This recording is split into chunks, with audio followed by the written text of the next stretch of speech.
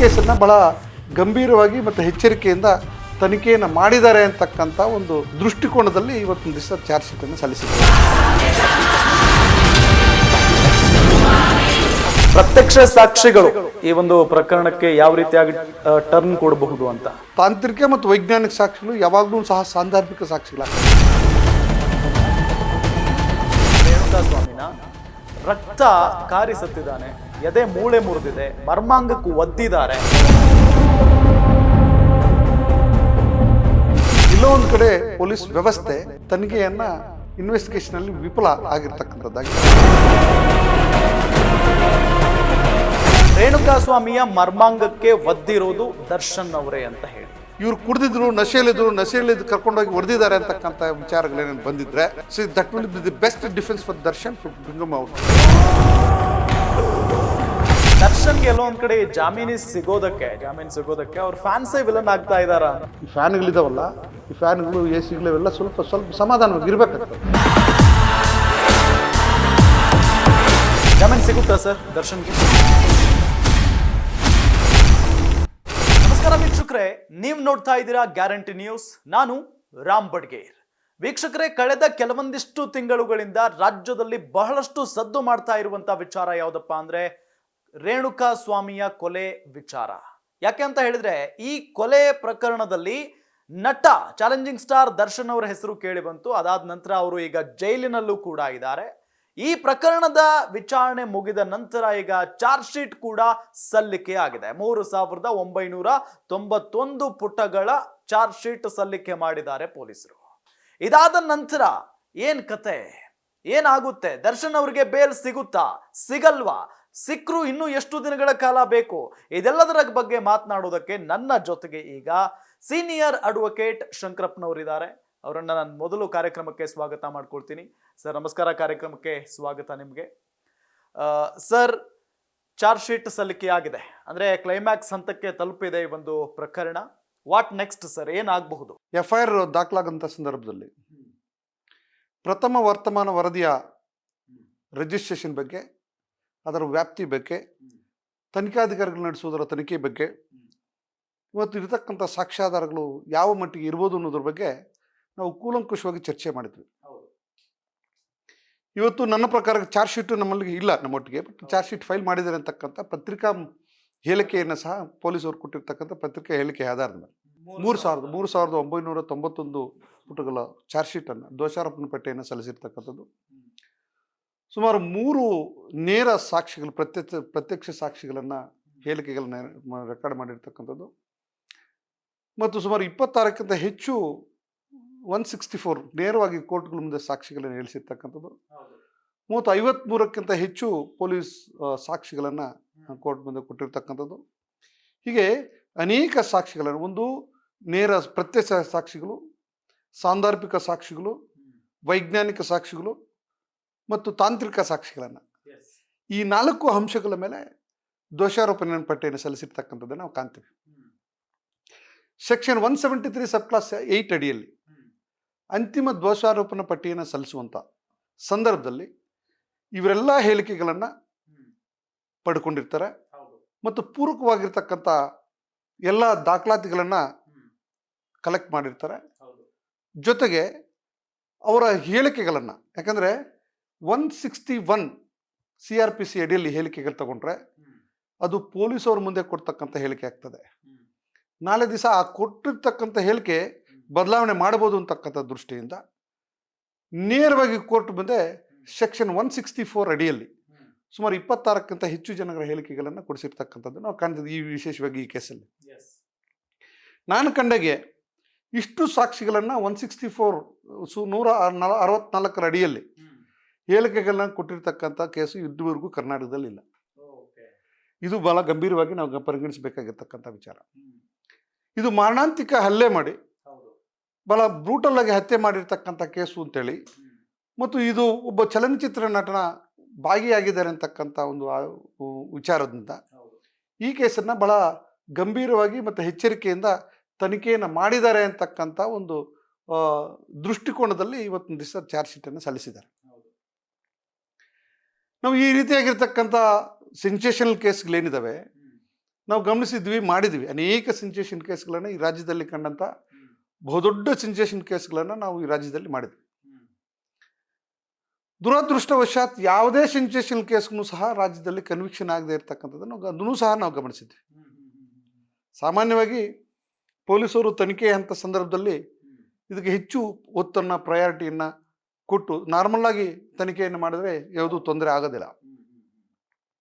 ಹೆಚ್ಚು ಪ್ರಚಾರ ಪಡ್ಕೊಂಡಂಥ ಕೇಸ್ಗಳಲ್ಲಿ, ಹೆಚ್ಚು ಕುತೂಹಲವನ್ನು ಪಡ್ಕೊಂಡಿರ್ತಕ್ಕಂಥ ಕೇಸ್ಗಳಲ್ಲಿ ಎಲ್ಲೋ ಒಂದು ಕಡೆ ಪೊಲೀಸ್ ವ್ಯವಸ್ಥೆ ತನಿಖೆಯನ್ನು ಇನ್ವೆಸ್ಟಿಗೇಷನಲ್ಲಿ ವಿಫಲ ಆಗಿರ್ತಕ್ಕಂಥದ್ದಾಗಲಿ ಅಥವಾ ಎಕ್ಸಾಗ್ರೇಷನ್, ಓವರ್ ಕಾನ್ಫಿಡೆನ್ಸು ಅಥವಾ ಎಕ್ಸಾಗ್ರೇಷನ್ ತೋರಿಸಿರ್ತಕ್ಕಂಥದ್ದು ಅಥವಾ ಮತ್ತಿನ್ನೇನೋ ಮಾಡಿರ್ತಕ್ಕಂಥ ಸಾಧ್ಯತೆಗಳು ಜಾಸ್ತಿ ಇರ್ತವೆ. ಈ ಕೇಸಲ್ಲಿ ಏನಾಗಿದೆಯೋ ಏನಿಲ್ಲೋ ಅಂತಕ್ಕಂಥದ್ದು ಇನ್ನೂ ಗೊತ್ತಿಲ್ಲ.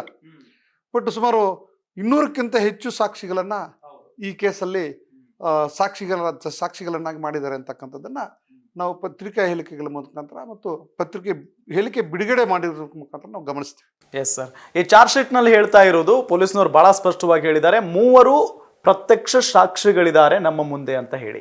ಪ್ರತ್ಯಕ್ಷ ಸಾಕ್ಷಿಗಳು ಈ ಒಂದು ಪ್ರಕರಣಕ್ಕೆ ಯಾವ ರೀತಿಯಾಗಿ ಟರ್ನ್ ಕೊಡಬಹುದು ಅಂತ ನೋಡಿ.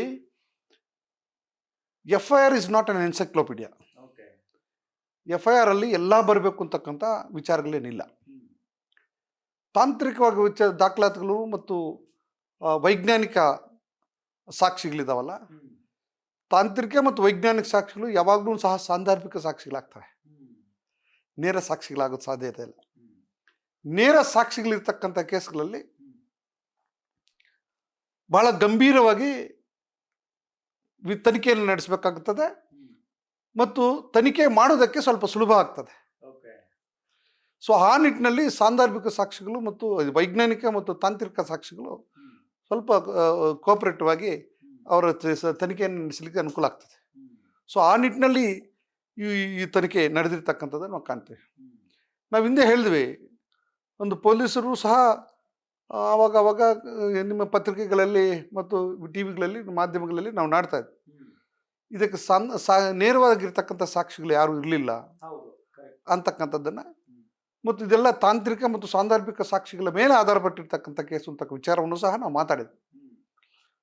ಬಟ್ ಇಲ್ಲಿ ಪೊಲೀಸರು ತನಿಖೆ ಮಾಡುವಂಥ ಸಂದರ್ಭದಲ್ಲಿ 3 ನೇರ ಸಾಕ್ಷಿಗಳು ಪ್ರತ್ಯಕ್ಷ ಸಾಕ್ಷಿಗಳಿದ್ದಾರೆ ಅಂತಕ್ಕಂಥ ವಿಚಾರವನ್ನು ಗಮನಕ್ಕೆ ತಂದಿದೆ. ಆ ಪ್ರತ್ಯಕ್ಷ ಸಾಕ್ಷಿಗಳು ಏನೇನು ಹೇಳಿದ್ದಾರೆ, ಆ ಪ್ರತ್ಯಕ್ಷ ಸಾಕ್ಷಿಗಳು ನಾಳೆ ದಿವಸ ಕೋರ್ಟ್ ಮುಂದೆ ಅವರು ಸಹಜವಾಗಿ ಸಹಕಾರ ಅಥವಾ ಪೊಲೀಸವರ ಮಾತು ಅದೇ ರೀತಿಯಲ್ಲಿ ಹೇಳ್ತಾರೆ, ಅಥವಾ ಅವರು ಪ್ರತ್ಯಕ್ಷ ಸಾಕ್ಷಿಗಳನ್ನು ಕರ್ಕೊಂಡೋಗಿ 164 ಕೋರ್ಟ್ ಮುಂದೆ ಎವಿಡೆನ್ಸನ್ನು ಅಥವಾ ಸಾಕ್ಷಿಗಳನ್ನ ಹೇಳಿಸಿದಾರೆ. ಸೊ ಅದು ಒತ್ತಾಯಪೂರ್ವಕದಲ್ಲಿ ಹೇಳಿಸಿದಾರ ಅಥವಾ ನೇರವಾಗಿ ನಿಜವಾಗ್ಲೂ ನಡೆದಿರ್ತಕ್ಕಂಥ ಸಾಕ್ಷಿಗಳ ಅಂತಕ್ಕಂಥ ಸಹ it is required to be tested before the court of law. So ಹಾಗಾಗಿ ನಾನು ಕಂಡಿರ್ತಕ್ಕಂಥ ನನ್ನ ಅನುಭವದಲ್ಲಿ ನೋಡಿ, ನಾನು ಭಾಳ ಸ್ಪಷ್ಟವಾಗಿ ಹೇಳಿದ್ದೆ, FIR ಆದ ತಕ್ಷಣ ಚಾರ್ಜ್ ಶೀಟ್ ಫೈಲ್ ಆಗೋವರೆಗೂ ಇವ್ರಿಗೂ ಜಾಮೀನನ್ನು ಕೊಡೋದಿಲ್ಲ ಅಂತಕ್ಕಂಥ ಭಾಳ ಸ್ಪಷ್ಟವಾದ ಮಾತುಗಳೆಲ್ಲ ಹೇಳಿದ್ದೆ. ಅದೇ ನಿಟ್ಟಿನಲ್ಲಿ ಸಹ ಅವರು ಪ್ರಯತ್ನವೂ ಮಾಡಿಲ್ಲ, ಜಾಮೀನಿಗೆ ಅರ್ಜಿ ಹಾಕುವಂಥ ಪ್ರಯತ್ನವೂ ಮಾಡಲಿಲ್ಲ. ಬಟ್ ಜಾಮೀನಿಗೆ ಅರ್ಜಿ ಹಾಕಿದ್ರೆ, ಒಂದು ವೇಳೆ ಜಾಮೀನಿಗೆ ಏನಾದರೂ ಅರ್ಜಿ ಹಾಕಿದ್ರೆ ಕೋರ್ಟ್ ಅವರು ಮೈಂಡ್ ಸೆಟ್ ಹೆಂಗಿರ್ತದ ಅಂತ ಗೊತ್ತಿಲ್ಲ. ಒಂದೆಲ್ಲ ಪೂರಕವಾಗಿರ್ತಕ್ಕ ಅಂಶಗಳನ್ನು ಅವತ್ತಿನ ದಿವಸದಲ್ಲಿ ಚಾರ್ಜ್ ಶೀಟ್ ಆಗೋದಕ್ಕಿಂತ ಮುಂಚಿತವಾಗಿ ಡಿಫೆನ್ಸ್ಗೆ ಪೂರಕವಾಗಿರ್ತಕ್ಕಂಥ ಅಂಶಗಳನ್ನು ಎಸ್ಟಾಬ್ಲಿಷ್ ಮಾಡಿದರೆ ಚಾರ್ಜ್ ಶೀಟ್ ಜಾಮೀನು ಕೊಡುವಂಥ ಸಾಧ್ಯತೆಗಳು ನಾವು ತಲೆ ಹಾಕಂಗಿರಲಿಲ್ಲ. ನಾನು ಯಾಕೆ ಜಾಮೀನು ಚಾರ್ಜ್ ಶೀಟ್ ಆಗೋರು ಕೊಡಲ್ಲ ಅಂತ ಹೇಳಿದ್ರೆ, ಪೂರಕವಾಗಿರ್ತಕ್ಕಂಥ ಸಾಕ್ಷಿಗಳನ್ನು ಇವರು ಯಾರನ್ನೂ ಸಹ ಕೊಡುವಂಥ ಪ್ರಯತ್ನಗಳು ಮಾಡಲಿಲ್ಲ, ಅಥವಾ ಇನ್ವೆಸ್ಟಿಗೇಷನು ಬೇರೆ ರೀತಿ ಪಡ್ಕೊಳ್ತಾ ಇದೆ, ಬೇರೆ ರೂಪ ಪಡ್ಕೊತಾ ಇದೆ, ಅಥವಾ ಎಕ್ಸಾಗ್ರೇಷನ್ ಮಾಡಿಸ್ತಾ ಇದ್ದಾರೆ, ಅಥವಾ ಇಲ್ಲದೇ ಇರ್ತಕ್ಕಂಥ ಸಾಕ್ಷಿಗಳನ್ನು ಸೃಷ್ಟಿ ಮಾಡುವಂಥ ಪ್ರಯತ್ನಗಳು ನಡೀತಾ ಇದ್ದಾರೆ ಪೊಲೀಸರು ಅನ್ನುವಂಥ ವಾದವನ್ನು ಮಂಡಿಸಿದ್ದೆ. ಆದರೆ ಖಂಡಿತವಾಗ್ಲೂ ಅನೇಕ ಸಂದರ್ಭದಲ್ಲಿ ಸಹ ನಾವು ಜಾಮೀನನ್ನು ಪಡ್ಕೊಂಡಿರ್ತಕ್ಕಂಥದ್ದು ಬರ್ಕೊಂಡಿದ್ವಿ. ಸರ್, ನಾನು ಜಾಮೀನು ವಿಚಾರಕ್ಕೆ ಆಮೇಲೆ ಬರ್ತೀನಿ. ಆದರೆ ಈ ಪೊಲೀಸ್ನವರು ಚಾರ್ಜ್ ಶೀಟ್ನಲ್ಲಿ ಒಂದಿಷ್ಟು ಅಂಶಗಳನ್ನು ಉಲ್ಲೇಖ ಮಾಡಿದ್ದಾರೆ. ಹೆಂಗೆ ಹೊಡೆದಿದ್ದಾರೆ ಅಂತ ಅಂದರೆ, ರೇಣುಕಾ ಸ್ವಾಮಿನ ರಕ್ತ ಕಾರಿ ಸತ್ತಿದ್ದಾನೆ, ಎದೆ ಮೂಳೆ ಮುರಿದಿದೆ, ಮರ್ಮಾಂಗಕ್ಕೂ ಒದ್ದಿದ್ದಾರೆ. ಆ ರಕ್ತ ಇವರ ಶೂಗೆ, ಇವರ ಬಟ್ಟೆಗೆಲ್ಲ ಅಂಟ್ಕೊಂಡಿದೆ ಅನ್ನೋದನ್ನ ಬಹಳ ಸ್ಪಷ್ಟವಾಗಿ FSNL ರಿಪೋರ್ಟ್ನ ಆಧರಿಸಿನೇ ಇವರು ಇಲ್ಲಿ ಅಂಶಗಳನ್ನ ಉಲ್ಲೇಖ ಮಾಡಿದ್ದಾರೆ. ಇದು ಎಷ್ಟರ ಮಟ್ಟಿಗೆ ಕಂಟಕ ಆಗಬಹುದು ಈ ಆರೋಪಿಗಳಿಗೆ ಅಂತ? ನೋಡಿ, ನಾನು ಈ ಮುಂದೆನೇ ಹೇಳಿದ್ದೆ, ಏನು ಗಂಭೀರವಾಗಿ ಈ ಒಂದು ಹಲ್ಲೆಯನ್ನು ಮಾಡಿದ್ದಾರೆ, ಮಾರಣಾಂತಿಕ ಹಲ್ಲೆ ಮಾಡಿದ್ದಾರೆ, ಮಾರಣಾಂತಿಕ ಹತ್ಯೆಯನ್ನು ಮಾಡಿದ್ದಾರೆ. ಅದನ್ನು ಯಾರೂ ಸಹ ತಲೆ ಹಾಕೋಂಗಿಲ್ಲ, ನಾವೆಲ್ಲರೂ ಸಹ ಒಪ್ಪಲೇಬೇಕಾಗಿರ್ತಕ್ಕಂಥ ವಿಚಾರ. ಅದು ಯಾರು ಮಾಡಿದ್ದಾರೆ, ಹೇಗೆ ಮಾಡಿದ್ದಾರೆ, ಯಾರ್ಯಾರು ಮಾಡಿದ್ದಾರೆ ಅಂತಕ್ಕಂಥದ್ದು ಭಾಳ ಪ್ರಮುಖವಾಗಿ ನಾವು ಗಂಭೀರವಾಗಿ ನಾವು ಚಿಂತನೆ ಮಾಡಬೇಕಾಗಿರ್ತಕ್ಕಂಥ ವಿಚಾರ. ಈಗ ಚಾರ್ಜ್ ಶೀಟಲ್ಲಿ ಪೊಲೀಸರು ಹೇಳ್ತಾ ಇದ್ದಾರೆ ಅನ್ನೋದಾದರೆ, ಇವರು ಕಣ್ಣಿಗೆ ಹೊಡೆದಿದ್ದಾರೆ, ತನ್ನ ಬೂಟ್ ಕಾಲುಗಳಿಂದ ಎದೆ ಮೇಲೆ ಇಟ್ಟು ಮೂಳೆ ಮುರಿಯೋ ಥರ ಅದನ್ನು ಒದ್ದಿದ್ದಾರೆ, ಮರ್ಮಾಂಗಕ್ಕೆ ಹೊಡೆದಿದ್ದಾರೆ. ಸೊ ಬೇರೆ ಬೇರೆ ಭಾಗಗಳಲ್ಲಿ ಹಲ್ಲೆ ಮಾಡಿದ್ದಾರೆ ಅಂತಕ್ಕಂಥ ವಿಚಾರ. ಪ್ರಾಸಿಕ್ಯೂಷನ್ ಏನಾದರೂ ಪೂರಕವಾಗಿರ್ತಕ್ಕಂಥ ಸಾಕ್ಷಿಗಳನ್ನು ಒದಗಿಸಿದ್ದೇ ಆದರೆ ಖಂಡಿತವಾಗ್ಲೂ ಸಹ ಇವ್ರಿಗೆ ಕನ್ವಿಕ್ಷನ್ ತಪ್ಪೋದಿಲ್ಲ ಅಂತಕ್ಕಂಥದ್ದನ್ನು ನಾನು ಹೇಳಲಿಕ್ಕೆ ಬಯಸ್ತೀನಿ. ಒಂದು ವೇಳೆ ಖಂಡಿತವಾಗ್ಲೂ ಈ ರೀತಿಯಾಗಿರ್ತಕ್ಕಂಥ ಕೇಸ್ಗಳಲ್ಲಿ ಎಕ್ಸಾಗರೇಷನ್ ಮಾಡಿರ್ತಾರೆ, ಅವರನ್ನು ಶಿಕ್ಷಬೇಕು ಅಂತಕ್ಕಂಥ ದೃಷ್ಟಿಯಿಂದ ಅದೇ ಆ್ಯಂಗಲಲ್ಲಿ ಪೂರಕವಾಗಿರ್ತಕ್ಕಂಥ ಸಾಕ್ಷಿಗಳನ್ನು ಶೇಖರಣೆ ಮಾಡಲೇಬೇಕು ಅಂತಕ್ಕಂಥ ದೃಷ್ಟಿ ಇಟ್ಕೊಂಡು ಆ ವ್ಯಕ್ತಿಯನ್ನು ನಾವು ಮಾಡಿರ್ತಕ್ಕಂಥ ಆರೋಪವನ್ನು ನಿಜ ಮಾಡಬೇಕು ಅಂತ ದೃಷ್ಟಿಯಿಂದ ತನಿಖೆ ಮುಂದುವರಿಸಿದ್ರೆ, ಆ ನಿಟ್ಟಿನಲ್ಲಿ ಸಾಕ್ಷಿಗಳನ್ನು ಇವರೇ ಸೃಷ್ಟಿಯಾಗಿ ಮಾಡಿದರೆ ಅಥವಾ ಒತ್ತಾಯಪೂರ್ವಕ ಸಂಬಂಧಪಟ್ಟಿರ್ತಕ್ಕ ಸಾಕ್ಷಿಗಳನ್ನು ಅಲ್ಲಿ ಸೇರಿಸಿದರೆ, ದಾಖಲಾತಿಗಳನ್ನು ಇವ್ರಿಗೆ ಶಿಕ್ಷೆ ಕೊಡಿಸ್ಬೇಕು ಅಂತಕ್ಕಂಥ ಉದ್ದೇಶಪೂರ್ವಕವಾಗಿ ಅವ್ರು ಮಾಡಿದರೆ, ಎಲ್ಲೋ ಒಂದು ಕಡೆ ಬಿಫೋರ್ ದಿ ಕೋರ್ಟ್ ಅವರಲ್ಲಿ ಕೋರ್ಟ್ ಮುಂದೆ ಇವ್ರು ಸಿಕ್ಕಾಕಂತಾರೆ.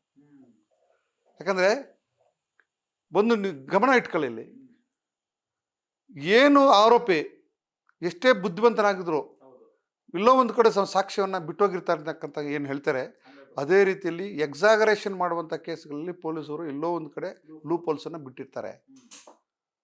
ಇದು ನಾವು ಗಂಭೀರವಾಗಿ ಚಿಂತನೆ ಮಾಡಬೇಕಾಗಿರ್ತಕ್ಕಂಥ ವಿಚಾರ.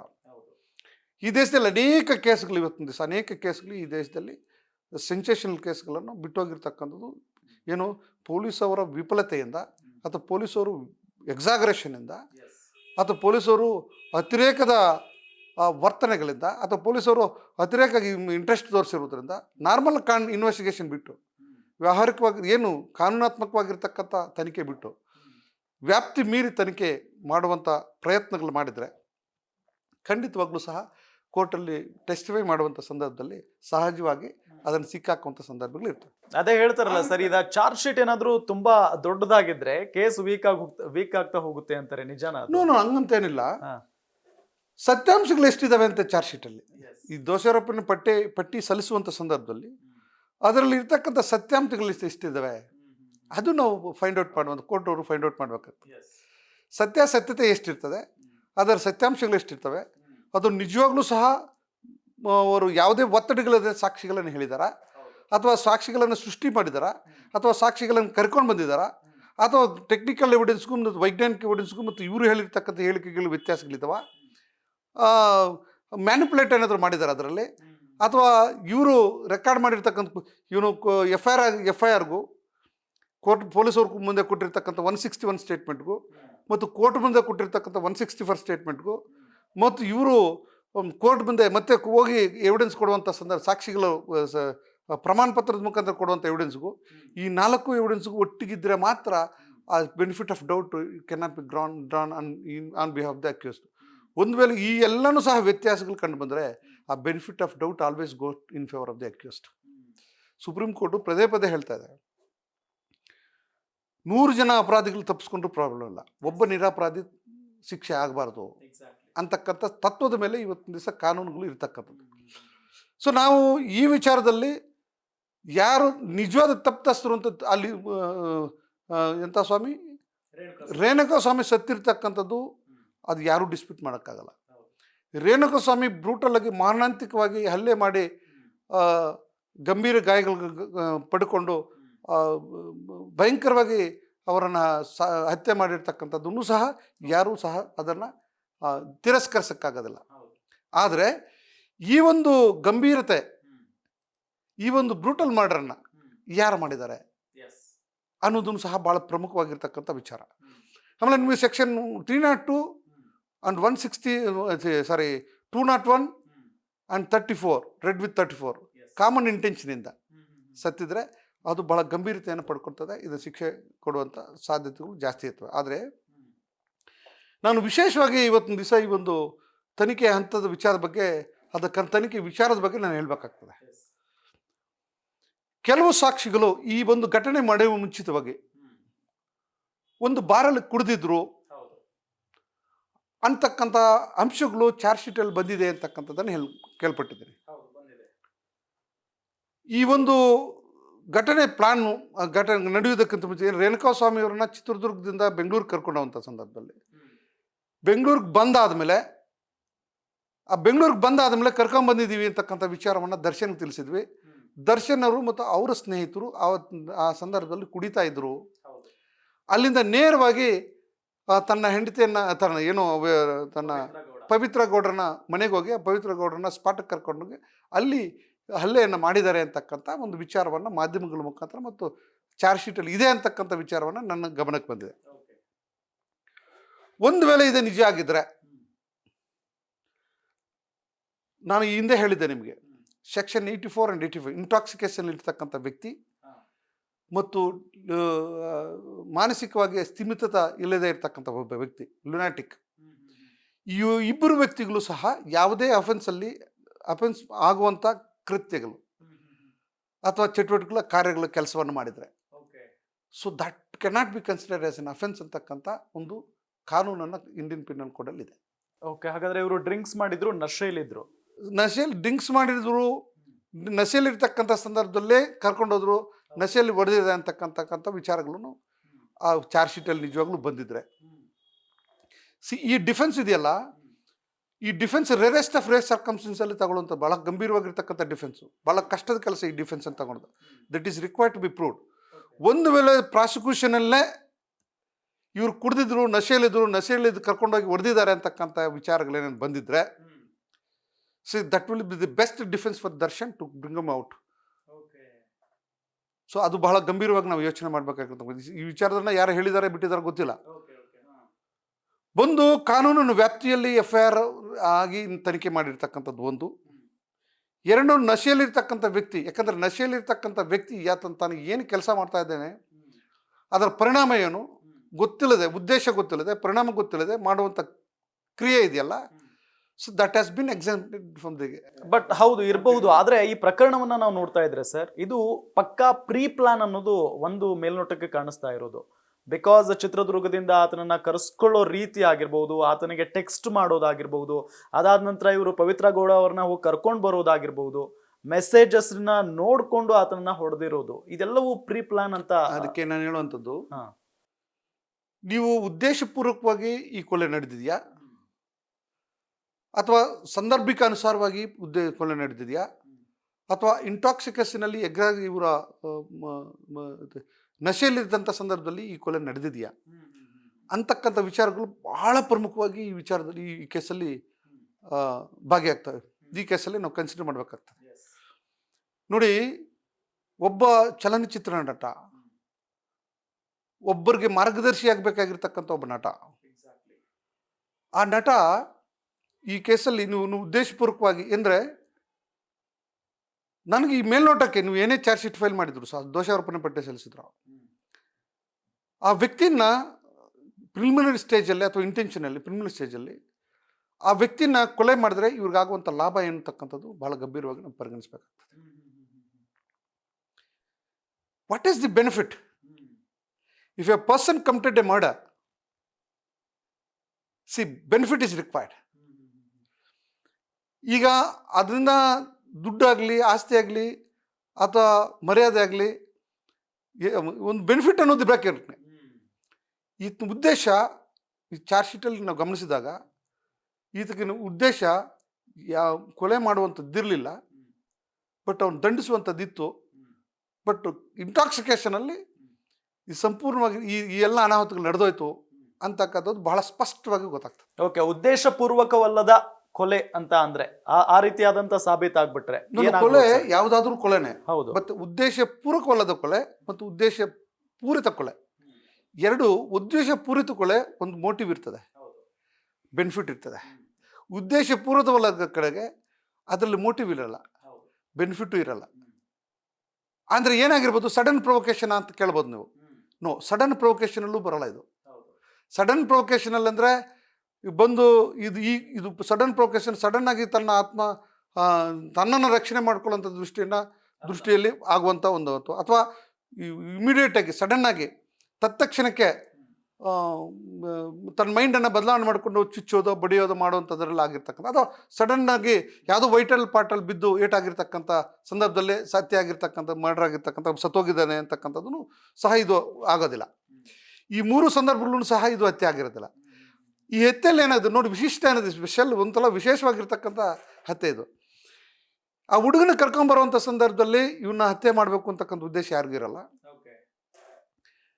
ಒಡೆಯುವಂಥ ಸಂದರ್ಭದಲ್ಲೂ ಸಹ ಇವನು ಸಾಯ್ತಾನೆ ಅಂತಕ್ಕಂಥ ಪರಿಸ್ಥಿತಿ ಇವ್ರಿಗೆ ಮನಸ್ಸಿಗಿರಲ್ಲ. ಯಾಕಂದರೆ ಇಂಟಾಕ್ಸಿಕೇಶನ್ ಕಲ್ಪನೆ ಇರಲ್ಲ, ಇಂಟಾಕ್ಸಿಕೇಶನ್ ಇರ್ತಾರೆ. ಒಂದು ಸತ್ತಾದ ಮೇಲೆ ಸಹ ಭಯ ಬೀಳ್ತಾರೆ, ಇದು ಏನು ಮಾಡಬೇಕು ಅಂತಕ್ಕಂಥ ತಿಳಿಸಿಂಕು ಸ್ಥಿತಿ ಬರ್ತದೆ. ಆ ಬಾಡಿನ ಡಿಸ್ಪಸ್ ಮಾಡಲಿಕ್ಕೆ ಸಾಕ್ಷಿಗಳು ನಾಶ ಮಾಡುವಂಥ ಪ್ರಯತ್ನಗಳು ನಡೀತದೆ. ಸೊ ನೋಡಿ, ಇಲ್ಲಿ ಸಡನ್ ಪ್ರೊವೊಕೇಶನೂ ಇಲ್ಲ, ಕೊಲೆ ಮಾಡಬೇಕು ಅಂತ ಉದ್ದೇಶನೂ ಇಲ್ಲ, ಆದರೂ ಕೊಲೆ ಬಹಳ ಭೀಕರವಾಗಿರ್ತಕ್ಕಂಥ ಕೊಲೆ ಆಗೋಗ್ಬಿಟ್ಟಿದೆ. ಇಂಥ ಭೀಕರವಾಗಿರ್ತಕ್ಕಂಥ ಕೊಲೆ ಆಗುವಂಥ ಸಂದರ್ಭ ಏನು ಅಂದರೆ ಇಂಟಾಕ್ಸಿಕೇಶನಲ್ಲಿ ಇರ್ತಾರೆ ಅಂತಕ್ಕಂಥ. ಸೊ ಇಂಟಾಕ್ಸಿಕೇಶನ್ ಇರ್ತಕ್ಕಂಥ ವ್ಯಕ್ತಿ ಇಂಥ ಭೀಕರವಾಗಿರ್ತಕ್ಕಂಥ ಕೊಲೆ ಅಂದರೆ ತನ್ನ ಮನಸ್ಸು ತನ್ನ ಸ್ಥಿತಿಯಲ್ಲಿ ಇಲ್ಲದೆ ಇರ್ತಕ್ಕಂಥ ಸಂದರ್ಭದಲ್ಲಿ ಯಾರಾದರೂ ಆ ಮನಸ್ಸನ್ನು ಪ್ರೊವೋಕ್ ಮಾಡಿದಾಗ ಅವನು ಏನು ಮಾಡ್ತಾ ಇದ್ದಾನೆ, ಅದರ ಗಂಭೀರತೆ ಏನು, ಅದರಿಂದ ಆಗುವಂಥ ಪರಿಣಾಮ ಏನು, ಈಗ ಹೊಡೆದ್ರೆ ಹಿಂಗಾಗ್ತದೆ, ಅವನು ಸತ್ತೋಗ್ತಾನೆ ಇಲ್ವಾ, ಅದು ಏನೂ ಸಹ ಮನಸ್ಸಿನ ನಿಯಂತ್ರಣದಲ್ಲಿರೋದಿಲ್ಲ. ಸೊ ಅಂಥ ಸಂದರ್ಭದಲ್ಲಿ ಕೊಲೆ ಆದರೆ ಏನು, but it is required to be consider as a murder. But ಆದರೆ ಎಂಥ ಪರಿಸ್ಥಿತಿಯಲ್ಲಿ it is section 85 and 84 of the Indian penal code. ಅಂಥ ಮನಸ್ಥಿತಿ ಇರ್ತಕ್ಕಂಥ ವ್ಯಕ್ತಿ ಕೊಲೆ ಮಾಡಿದ್ರೆ ಏನು ಮಾಡಬೇಕು? ಕೊಲೆ ಅಂತ ಕನ್ಸಿಡರ್ ಮಾಡಿದ್ರು ಸಹ, ಬಟ್ ಯಾರು ತಪ್ಪದು? ವ್ಯಕ್ತಿದು ಹೊಡೆದಿರ್ತಕ್ಕಂಥ ವ್ಯಕ್ತಿ ತಪ್ಪ ಅಥವಾ ಮನಸ್ಸು ತಪ್ಪ? ಇದನ್ನು ಯಾವ ರೀತಿಯಾಗಿ ಕನ್ಸಿಡರ್ ಮಾಡ್ತಾರೆ ಸರ್ ಕೋರ್ಟ್? ಹಾಗಾಗಿ ಅನೇಕ ಸಂದರ್ಭಗಳಲ್ಲಿ ಕೋರ್ಟ್ ಅವರು ಬಹಳ ಗಂಭೀರವಾದ ಅದರ ಅಂತರಾಳವನ್ನು ಯೋಚನೆ ಮಾಡುತ್ತೆ. ಅಂತರಾಳಕ್ಕೆ ಹೋಗಿ ಇದನ್ನು ಎವಿಡೆನ್ಸ್ ಮಾಡಬೇಕಾಗ್ತದೆ. ಬಹಳ ಗಂಭೀರವಾಗಿ ಈ ಕೇಸನ್ನು ಹ್ಯಾಂಡಲ್ ಮಾಡಬೇಕಾಗ್ತದೆ. ಈ ಡಿಫೆನ್ಸ್ ತಗೊಳ್ಳುವಂಥ ಇದು ಇಂಟಾಕ್ಸಿಕೇಶನಲ್ಲಿ ಆಗಿರ್ತಕ್ಕಂಥ ಮರ್ಡರ್ ಡಿಫೆನ್ಸ್ ತಗೊಳ್ಳೋದು ಬಹಳ ಕಷ್ಟದ ಕೆಲಸ. ಬಟ್ ಆ ಡಿಫೆನ್ಸ್ಗೆ ಮೆಟೀರಿಯಲ್ಸನ್ನು ಪ್ರಾಸಿಕ್ಯೂಷನ್ ಅವರು ಪ್ರೊವೈಡ್ ಮಾಡಿದ್ದಾರೆ ಅಂದರೆ it will be very easy. So therefore under these ಸರ್ಕಮ್ಸ್ಟೆನ್ಸಸ್ಸಲ್ಲಿ ಜಾಮೀನು ಕೊಡೋದಾಗಲಿ ಖುಲಾಸೆ ಆಗೋ ಸಂದರ್ಭಗಳು ಬೇಕಾದಷ್ಟಿದೆ. ಇದ್ರಲ್ಲಿ ಯಾರು ಕುಡ್ದಿದ್ರು ಯಾರು ಕುಡ್ದಿಲ್ಲ, ಕುಡ್ದೇ ಇರ್ತಕ್ಕಂಥವ್ರು ಪ್ರೊವೋಕ್ ಮಾಡಿದ್ರಲ್ಲ, ಮಾಡೋಣ ಅಂದ್ರೆ ಈ ಮಾಡಿರ್ತಕ್ಕಂಥವ್ರಿಗಿಂತ ಗಂಭೀರತೆ ಅವ್ರ ಮೇಲೆ ಬರ್ತದೆ. ಸೊ ಇದರಲ್ಲಿ ಈ ಒಂದು ಕೇಸಲ್ಲಿ ವಿಶೇಷವಾಗಿ ಈ ಕೇಸಲ್ಲಿ ರಿಸರ್ಚ್ ಮಾಡಲಿಕ್ಕೆ ಒಳ್ಳೆ ಸ್ಟೂಡೆಂಟ್ಸ್ಗೆ ಒಳ್ಳೆ ಕೇಸ್ ಇದು. ಒಂದು ಮರ್ಡರನ್ನ ಯಾವ ವಿಧಾನದಲ್ಲಿ ನಾವು ವ್ಯಾಖ್ಯಾನ ಮಾಡ್ಬೋದು, ಯಾವ ವಿಧಾನದಲ್ಲಿ ವ್ಯಾಖ್ಯಾನ ಮಾಡಿ ಇದನ್ನು ಅದರ ಅಡಿಯಲ್ಲಿ ತರಬೇಕಾ ಅಥವಾ ಅಡಿಯಲ್ಲಿ ತರಬಾರ್ದ ಅನ್ನೋದಕ್ಕೆ ಒಂದು ಡಿಫೆನ್ಸಿವ್ ಕೌನ್ಸಿಲ್ಗೆ ಇದೊಂದು ರಿಸರ್ಚ್ ಕೇಸ್ ಆಗ್ತದೆ. ಪ್ರಾಸಿಕ್ಯೂಷನ್ಗೆ ಎಷ್ಟೆಲ್ಲ ಅನುಭವಿಸ್ಬೇಕೋ ಅವ್ರೂ ಸಹ ಇದರಲ್ಲಿ ಏನೆಲ್ಲ ಮಾಡಬೇಕು ಅವರು ಸಹ ಚಿಂತನೆ ಮಾಡಲಿಕ್ಕೆ ಅವ್ರಿಗೂ ಅನುಕೂಲ. ಅಂದರೆ ಒಂದು ಕೇಸನ್ನು ಸಹಜವಾಗಿ ಸಾಮಾನ್ಯವಾಗಿ ನಾವು ವಿಟ್ನೆಸ್ಗಳ ಮನಸ್ಥಿತಿಗಳನ್ನು, ವಿಟ್ನೆಸ್ಗಳ ಹೇಳಿಕೆಗಳನ್ನು, ವಿಟ್ನೆಸ್ಗಳ ಏನು ಹೇಳ್ತಾರೆ ಅಂತಕ್ಕಂಥ ಚಿಂತನೆ ಮಾಡಿ ನಾವು ಕ್ರಾಸ್ ಎಕ್ಸಾಮಿನೇಷನ್ ಮಾಡ್ತಾ ಇರ್ತೀವಿ. ಈ ಕೇಸಲ್ಲಿ ಯಾವ ವಿಟ್ನೆಸ್ ಯಾರಿಗೆ ಸಪೋರ್ಟ್ ಮಾಡ್ತಾರೆ, ಯಾರಿಗೆ ಸಪೋರ್ಟ್ ಮಾಡಲ್ಲ, ಒಂದು ವೇಳೆ ಸಪೋರ್ಟ್ ಮಾಡಲಿಲ್ಲ ಅಂದರೆ ಅವ್ರಿಗೆ ಏನು ರೀತಿ ಭಯ ಇರ್ತದೆ ಪ್ರಾಸಿಕ್ಯೂಷನ್ಗೂ ಸಹ. ವಿಟ್ನೆಸ್ಗಳನ್ನ ಆ ವಿಟ್ನೆಸ್ಗಳು ಸಪೋರ್ಟ್ ಮಾಡಲ್ವೇನೋ ಅಂತಕ್ಕಂಥ ಭಯದಿಂದ ಅವ್ರು ಇವತ್ತು ದಿವಸ 164 ಸುಮಾರು 26ಕ್ಕಿಂತ ಹೆಚ್ಚು ಸಾಕ್ಷಿಗಳನ್ನು ಕೋರ್ಟಲ್ಲಿ ಸಾಕ್ಷಿಗಳನ್ನು ಹೇಳಿಸಿದ್ದಾರೆ. ಸಾಕ್ಷಿಗಳು ಹೇಳಿಸೋಕ್ಕೆ ಕಾರಣ ಏನು? ಇಷ್ಟು ಸಾಕ್ಷಿಗಳನ್ನು ಅಂದರೆ ಪೊಲೀಸವ್ರಿಗೆ ನಂಬಿಕೆ ಇರಲಿಲ್ವಾ, ಅಥವಾ ಪೊಲೀಸವರು ಅವರನ್ನು ಕರ್ಕೊಂಬಂದು ಸಾಕ್ಷಿಗಳನ್ನು ಸೃಷ್ಟಿ ಮಾಡಿದಾರಾ? ನಮಗೆ ಡೌಟ್ ಬರ್ತದೆ, ಸಹಜವಾಗಿ ಡೌಟ್ ಬರ್ತದೆ ಡಿಫೆನ್ಸ್ಗೆ. ಈಗ ಯಾವುದರಲ್ಲೂ ಕೇಸ್ ಇಲ್ಲದೆ ಇರ್ತಕ್ಕಂಥ ಸಾಕ್ಷಿಗಳನ್ನು ನೀವು ಕೋರ್ಟಲ್ಲಿ ನೇರವಾಗಿ ಸುಮಾರು 26ಕ್ಕಿಂತ ಹೆಚ್ಚು ಸಾಕ್ಷಿಗಳನ್ನು ನೀವು ಯಾಕೆ ಕೋರ್ಟ್ ಮುಂದೆ ಸಾಕ್ಷಿಗಳನ್ನ ಹೇಳಿಸುವಂಥ ಪ್ರಯತ್ನಗಳು ಮಾಡಿದ್ರಿ, ಹೇಳಿಕೆಗಳನ್ನು ಕೊಡಿಸುವಂಥ ಪ್ರಯತ್ನಗಳು ಮಾಡಿದ್ರಿ. ನಿಮ್ಮ ಮುಂದೆ ಕೊಡುವಂಥ ಹೇಳಿಕೆಗಳು ಅವರು ಆ ಹೇಳಿಕೆಯಿಂದ ಹಿಂಜರಿತಾರೆ, ಆ ಹೇಳಿಕೆಯಿಂದ ವಾಪಸ್ ಬರ್ತಾರಕ್ಕಂಥ ಒಂದು ಭಯ ನಿಮಗಿತ್ತ? ಅಥವಾ ನೀವು ಅವ್ರನ್ನೆಲ್ಲ ಒತ್ತಾಯ ಮಾಡಿ ಒತ್ತಡ ತಂದು ಕೋರ್ಟ್ ಮುಂದೆ ಈ ಸಾಕ್ಷಿಗಳನ್ನು ಹೇಳಿಸ್ಬಿಟ್ಟಿದ್ದೀರಾ, ಇವ್ರನ್ನ ಈ ಶಿಕ್ಷೆ ಕೊಡಿಸ್ಬೇಕು ಅಂತಕ್ಕಂಥ ದೃಷ್ಟಿಯಿಂದ? ಸೊ ಇದೆಲ್ಲನೂ ಸಹ ನಾವು ಬಹಳ ಗಂಭೀರವಾಗಿ ಯೋಚನೆ ಮಾಡಬೇಕಾಗಿರ್ತಕ್ಕಂಥ ಸಂದರ್ಭ ಈ ಕೇಸಲ್ಲಿ. ಓಕೆ, ಇನ್ನೊಂದು ಸರಿ, ಟೆಕ್ನಿಕಲ್ ಸಾಕ್ಷ್ಯಗಳ ಬಗ್ಗೆ ನಾವು ಬರೋದಾದ್ರೆ, ಹೈಯೆಸ್ಟ್ ಟೆಕ್ನಿಕಲ್ ಸಾಕ್ಷ್ಯಗಳನ್ನೇ ಈಗ ಪೊಲೀಸ್ನವರು ನಂಬ್ಕೊಂಡಿದ್ದಾರೆ ಈ ಒಂದು ಪ್ರಕರಣದಲ್ಲಿ. ಎಷ್ಟು ಮಹತ್ವ ಪಡೆದುಕೊಳ್ಬಹುದು? ಈಗ ನೀವು ಟೆಕ್ನಿಕಲ್ ಸಾಕ್ಷಿಗಳನ್ನು ನೀವು ಯಾವತ್ತೂ ಸಹ ಡಿಸ್ಪ್ಲೇ ಮಾಡೋಕ್ಕಾಗಲ್ಲ. ತಾಂತ್ರಿಕ ಮತ್ತು ವೈಜ್ಞಾನಿಕ ಸಾಕ್ಷಿಗಳಿದಾವಲ್ಲ, ವೈಜ್ಞಾನಿಕ ಸಾಕ್ಷಿಗಳು ವ್ಯಕ್ತಿ ಸತ್ತಿದಾನ ಇಲ್ಲ ಅನ್ನೋದ್ರ ಬಗ್ಗೆ ಅಷ್ಟೇ. ತಾಂತ್ರಿಕ ಸಾಕ್ಷಿಗಳು ಮತ್ತು ವೈಜ್ಞಾನಿಕ ಸಾಕ್ಷಿಗಳಿದಾವಲ್ಲ, ವಿಶೇಷವಾಗಿ ವೈಜ್ಞಾನಿಕ ಸಾಕ್ಷಿಗಳು ಈ ವ್ಯಕ್ತಿ ಸತ್ತಿದಾನ, ಎಷ್ಟು ಗಾಯಗಳಿಂದ ಸತ್ತಿದ್ದಾನೆ, ಯಾವ ಕಾರಣಕ್ಕೆ ಸತ್ತಿದ್ದಾನೆ ಅಷ್ಟೇ ವೈಜ್ಞಾನಿಕ ಸಾಕ್ಷಿಗಳು. ತಾಂತ್ರಿಕ ಸಾಕ್ಷಿಗಳು ಸಾಂದರ್ಭಿಕ ಸಾಕ್ಷಿಗಳಿಗೆ ಲಿಂಕ್ ಕೊಡುವಂಥ ಸಾಕ್ಷಿಗಳು. ತಾಂತ್ರಿಕ ಸಾಕ್ಷಿಗಳಂದ್ರೆ ಯಾವುದು? ಮೊಬೈಲ್ ಲೊಕೇಶನ್ಸು, ಮೊಬೈಲಲ್ಲಿ ಮಾತಾಡಿರ್ತಕ್ಕಂಥ ವಿಚಾರಗಳು, ಇವೆಲ್ಲ ಇಂಥ ಪರ್ಟಿಕ್ಯುಲರ್ ವ್ಯಕ್ತಿ ಕೊಲೆ ಮಾಡಿದಾನ ಇಲ್ವಾ ಅಂತಕ್ಕಂಥ ಪ್ರೂವ್ ಮಾಡಲಿಕ್ಕೆ ಅವು ತಾಂತ್ರಿಕ ಸಾಕ್ಷಿಗಳಷ್ಟೇ. ಆ ತಾಂತ್ರಿಕ ಸಾಕ್ಷಿಗಳು ನೀವೇನು ಪ್ರತ್ಯಕ್ಷ ಸಾಕ್ಷಿಗಳಂತ ಕನ್ಸಿಡರ್ ಮಾಡೋಕ್ಕಾಗೋದಿಲ್ಲ. ಇವೆಲ್ಲ ಯಾವ ಕಾರಣಕ್ಕಂದ್ರೆ ಪ್ರತ್ಯಕ್ಷ ಸಾಕ್ಷಿಗಳು ಕೊಟ್ಟಿರ್ತಕ್ಕಂಥ ಹೇಳಿಕೆಗಳೇ ಪೂರಕವಾಗಿರ್ತಕ್ಕಂಥ ಸಾಕ್ಷಿಗಳಿವು. ಯಾರ ಪ್ರತ್ಯಕ್ಷ ಸಾಕ್ಷಿಗಳು? ಆ 3 ಜನ ಏನು ಪ್ರಾಸಿಕ್ಯೂಷನ್ ಅವರು ಹೇಳ್ತಾರೆ, ಪೊಲೀಸರು ಹೇಳ್ತಾರೆ, ಆ 3 ಜನ ಹೇಳ್ತಾ ಇರ್ತಕ್ಕಂಥ ಹೇಳಿಕೆಗಳಿಗೆ ಪೂರಕವಾಗಿರ್ತಕ್ಕಂಥ ಈ ಸಾಕ್ಷಿಗಳಾಗ್ತವೆ, ತಾಂತ್ರಿಕ ಸಾಕ್ಷಿಗಳು ಮತ್ತು ವೈಜ್ಞಾನಿಕ ಸಾಕ್ಷಿಗಳು. ಮತ್ತು ಹೇಳಿಕೆಗಳು 164 ಸ್ಟೇಟ್ಮೆಂಟ್ ಹೇಳಿಕೆಗಳು ಏನು ಕೊಟ್ಟಿದ್ದಾರೆ ಅವ್ರಿಗೂ ಪೂರಕವಾಗಿರ್ತಕ್ಕಂಥ, ಅವರು 3 ಜನ ಹೇಳ್ತಾ ಇರ್ತಕ್ಕಂಥ ಸಾಕ್ಷಿಗೆ ಪೂರಕವಾಗಿರ್ತಕ್ಕಂಥ ಹೇಳಿಕೆಗಳನ್ನು ತಗೊಳ್ತಕ್ಕಂಥದ್ದು. ಇದು 161 ಅಡಿಯಲ್ಲಿ ತಗೋಬೇಕು. ಹೇಳಿಕೆಗಳನ್ನ ತಗೊಂಡ್ರೆ ಪೊಲೀಸವ್ರ ಮುಂದೆ ಹೇಳಿಕೆಗಳು ತಗೊಳ್ಳುವಂಥದ್ದು. ಅಥವಾ 161 ಅಡಿಯಲ್ಲಿ ಹೇಳಿಕೆಗಳನ್ನು ತಗೊಳ್ಳೋದಾದ್ರೆ ಕೋರ್ಟ್ ಮುಂದೆ ಅವ್ರು 3 ಜನ ಸಾಕ್ಷಿಗಳಿಗೆ ಪೂರಕವಾಗಿರ್ತಕ್ಕಂಥ ಆ ಸಾಕ್ಷಿಗಳು ಒತ್ತು ಕೊಡುವಂಥ ಹೇಳಿಕೆಗಳನ್ನು ಕೋರ್ಟ್ ಮುಂದೆ ಕೊಟ್ಟಿರ್ತಕ್ಕಂಥ. ಯಾಕೆಂದರೆ 164 ಅಡಿಯಲ್ಲಿ ಕೊಟ್ಟಿರ್ತಕ್ಕಂಥ ಕೋರ್ಟ್ ಮುಂದೆ ಕೊಟ್ಟಿರ್ತಕ್ಕಂಥ ಹೇಳಿಕೆಗಳು ಆದ್ದರಿಂದ ಹೇಳಿಕೆಯಿಂದ ಹಿಂದೆ ಸರಿಯಕ್ಕಾಗಲ್ಲ. ಹಿಂದೆ ಸರಿದ್ರೆ ಅವ್ರಿಗೆ ಶಿಕ್ಷೆ ಆಗುತ್ತೆ, ಶಿಕ್ಷೆ ಕೊಡಿಸ್ಬೋದು ಅಂತಕ್ಕಂಥ ದೃಷ್ಟಿಯಿಂದ ಪೊಲೀಸರು ಅತಿ ಹೆಚ್ಚು ಸಾಕ್ಷಿಗಳನ್ನು 164 ಅಡಿಯಲ್ಲಿ ಕೋರ್ಟ್ ಮುಂದೆ ಕೊಟ್ಟಿರ್ತಕ್ಕಂಥದ್ದು. ಆ ಸಾಕ್ಷಿಗಳು ನಿಜವಾಗ್ಲೂ ಸಹ ವಾಲಂಟರಿಯಾಗಿ ಅವ್ರು ಬಂದು ಕೋರ್ಟ್ ಮುಂದೆ ಕೊಟ್ರ ಅಥವಾ ಯಾರಾದ್ರೂ ಒತ್ತಡದ ಮೇಲೆ ಕೊಟ್ರ, ಅದು ಬಹಳ ಗಂಭೀರತೆ ಪಡ್ಕೊತದೆ. ಆಮೇಲೆ ಇವ್ರ ಮುಂದೆ ಕೊಟ್ಟಿರ್ತಕ್ಕಂಥ 161 ಸ್ಟೇಟ್ಮೆಂಟ್ ಪೊಲೀಸರ ಮುಂದೆ ಕೊಟ್ಟಿರ್ತಕ್ಕಂಥ ಹೇಳಿಕೆಗಳು ಒಂದಷ್ಟು ಜನ ಕೊಟ್ಟಿದ್ದಾರಲ್ಲ, ಅವ್ರ ರೀತಿಯಲ್ಲಿ ಅವರು ವಾಲಂಟರಿಯಾಗಿ ಅವರ ಸ್ವಇಚ್ಛೆಯಿಂದ ಕೊಟ್ಟಿದ್ದಾರ ಅಥವಾ ಒತ್ತಾಯಪೂರ್ವಕವಾಗಿ ಕೊಡಿಸ್ಕೊಂಡಿದ್ದಾರ, ಅದೂ ಸಹ ಗಂಭೀರತೆಯನ್ನು ಪಡ್ಕೊತದೆ. But there is no evidentiary value for 161 statement before the court of law. So ಆ ಕಾರಣಕ್ಕಾಗಿ ಯಾವುದೇ ಸಾಕ್ಷಿಗಳ ಗಂಭೀರತೆ, ಅದೊಂದು ಎವಿಡೆಂಟರಿ ವ್ಯಾಲ್ಯೂ ಇಲ್ಲದೇ ಇರತಕ್ಕಂಥ, ಸಾಕ್ಷ್ಯಾಧಾರಗಳ ಮೌಲ್ಯ ಅದಕ್ಕೆ ಇಲ್ಲದೇ ಇರೋದ್ರಿಂದ ಅವ್ರೇನು ಮಾಡಿದರೆ ಸುಮಾರು 26ಕ್ಕಿಂತ ಹೆಚ್ಚು ಸಾಕ್ಷಿಗಳನ್ನು ಕೋರ್ಟ್ ಮುಂದೆ ನೇರವಾಗಿ ಹೇಳಿಕೆಗಳನ್ನು ಕೊಡಿಸಿದ್ದಾರೆ. ಅಂದರೆ ಈ ಸಾಕ್ಷಿಗಳ ಮೇಲೆ ನಂಬಿಕೆ ಇಲ್ಲದೆ ಇರೋದ್ರಿಂದ ತಾಂತ್ರಿಕವಾಗಿ ಅಥವಾ 4 ದಿವಸ ತೊಂದರೆ ಆಗಬಹುದು ಒಂದು ಉದ್ದೇಶದಿಂದ, ಅಥವಾ ಪೊಲೀಸರೇ ಇದನ್ನು ಸುಳ್ಳು ಸಾಕ್ಷಿಗಳನ್ನು ಸೃಷ್ಟಿ ಮಾಡಿಸಿದ್ದಾರೆ ಅಂತಕ್ಕಂಥ ಹೇಳ್ಬಿಡ್ತಾರೆ ಅಂತಕ್ಕಂಥ ದೃಷ್ಟಿಯಿಂದ ಅವ್ರೇನು ಮಾಡಿದ್ದಾರೆ, ಅದೇನಾದರೂ ಹೋದ್ರೆ ಆ ಕೋರ್ಟ್ ಅವ್ರಿಗೆ ಹೋಗ್ಲಿ ಅಂತೇಳಿ ಕೋರ್ಟ್ ಮುಂದೆ ಸಾಕ್ಷಿಗಳನ್ನು ಹೇಳಿಸಿರ್ತಕ್ಕಂಥ ಕಾಣ್ತೇವೆ. ಓಕೆ, 56 ಜನ ಪೊಲೀಸ್ನವರು ಸಾಕ್ಷಿ ಆಗ್ತಾರೆ ಅಂತ. ಪೊಲೀಸ್ ಸಾಕ್ಷಿಗಳು ಸಹಜವಾಗಿರ್ತವೆ. ಪೊಲೀಸ್ ಸಾಕ್ಷಿಗಳು ಮಹಾಜರು ಕರ್ಕೊಂಡು ಹೋಗಿರ್ತಕ್ಕಂಥವ್ರು, ಇನ್ವೆಸ್ಟಿಗೇಷನ್ ಮಾಡಿರ್ತಕ್ಕಂಥವ್ರು, ಪೇಪರ್ಸ್ ಎಲ್ಲ ತಂದು ಕೊಟ್ಟಿರ್ತಕ್ಕಂಥವ್ರು, ತನಿಖೆ ಮಾಡಿರ್ತಕ್ಕಂಥ ಪೊಲೀಸವರು ಮತ್ತು ಪೊಲೀಸವರು ಅರೆಸ್ಟ್ ಮಾಡಿರ್ತಕ್ಕಂಥ ಪೊಲೀಸವರು, ಈಗ ಸುಮಾರು 20-25ಕ್ಕಿಂತ ಹೆಚ್ಚು ಜನ ಪೊಲೀಸರು ಅರೆಸ್ಟ್ ಮಾಡಲಿಕ್ಕೆ ಹೋಗಿದ್ರು. ಆ ಸಾಕ್ಷಿಗಳನ್ನು ಕಲೆಕ್ಟ್ ಮಾಡಿ, ಅಂದರೆ ಪೊಲೀಸವರು ಸಾಕ್ಷಿಗಳು ಇವನ್ನ ಅರೆಸ್ಟ್ ಮಾಡಿದ್ವಿ ಓಕೆ ಪ್ರೂವ್ ಮಾಡಲಿಕ್ಕೆ ಅಷ್ಟು ಇಂಪ್ಯಾಕ್ಟ್ ಆಗಲ್ಲ. ಅಲ್ಲ, ಇಂಪ್ಯಾಕ್ಟ್ ಆಗ್ತದೆ. ಯಾವಾಗ ಆಗ್ತದೆ ಅಂತ ಇವರೆಲ್ಲ ಪೊಲೀಸರು ಪೂರ್ವಕವಾಗಿ ತನಿಖಾಧಿಕಾರಿಗಳಿಗೆ ಹೇಳಿಕೆ, ಇವರೆಲ್ಲ ಸಾಂದರ್ಭಿಕ ಸಾಕ್ಷಿಗಳಷ್ಟೇ. ಇವ್ರನ್ನ ಅರೆಸ್ಟ್ ಮಾಡಿದ್ದೀವಿ ಪ್ರೂವ್ ಮಾಡಲಿಕ್ಕೆ, ಮಹಾಚಾರ ಮಾಡಿದ್ದೀವಿ ಅಂತಕ್ಕಂಥ ಪ್ರೂವ್ ಮಾಡಲಿಕ್ಕೆ, ಇಂಡಿಪೆಂಡೆಂಟ್ ಸಾಕ್ಷಿಗಳನ್ನು, ಸ್ವತಂತ್ರ ಸಾಕ್ಷಿಗಳನ್ನು ಕರ್ಕೊಂಬಂದಿರ್ತಾರೆ. ಅವ್ರಿಗೆ ಕಾನೂನಾತ್ಮಕ ನೋಟಿಸ್ಗಳು ಕೊಟ್ಟಿದ್ದಾರಾ ಇಲ್ವಾ, ಆ ಸಾಕ್ಷಿಗಳು ಈ ಕೇಸ್ಗೆ ಸಂಬಂಧಪಟ್ಟವ್ರ ರಿಲೇಟಿವ್ಸಾ ಅಥವಾ ಊರಿನವರು ಸುತ್ತಮುತ್ತಲು ಇರ್ತಕ್ಕಂಥವ್ರ ಅಥವಾ ಘಟನೆ ನಡೆದ ಸ್ಥಳಕ್ಕೆ ಸುತ್ತಮುತ್ತ ಇವರೆಲ್ಲ ಪೊಲೀಸರು 56 ಸಾಕ್ಷಿಗಳಿಗೆ ಏನು ದೊಡ್ಡ ವಿಚಾರ ಅಲ್ಲ, ಅದೇನಕ್ಕೆ ಹೆಚ್ಚಿನ ಪ್ರಯಾರಿಟಿ ಕೊಡಬೇಕಾಗಿಲ್ಲ. ಬಟ್ ಇವರೆಲ್ಲ ಪೂರಕವಾಗಿರ್ತಕ್ಕಂಥ ಇವೆಲ್ಲ ಕೇಸನ್ನು ಸಹ ಆ 3 ಜನ ಪ್ರತ್ಯಕ್ಷ ಸಾಕ್ಷಿಗಳಿದ್ರ ಅದಕ್ಕೆ ಪೂರಕವಾಗಿರ್ತಕ್ಕಂಥ ಸಾಕ್ಷಿಗಳಿಗೆ ಅನುಕೂಲವಾದಂಥ ರೀತಿಯಲ್ಲೇ ಕೊಟ್ಟಿರ್ತಕ್ಕಂಥ ಸಾಧ್ಯತೆಗಳು ಜಾಸ್ತಿ ಇರ್ತವೆ.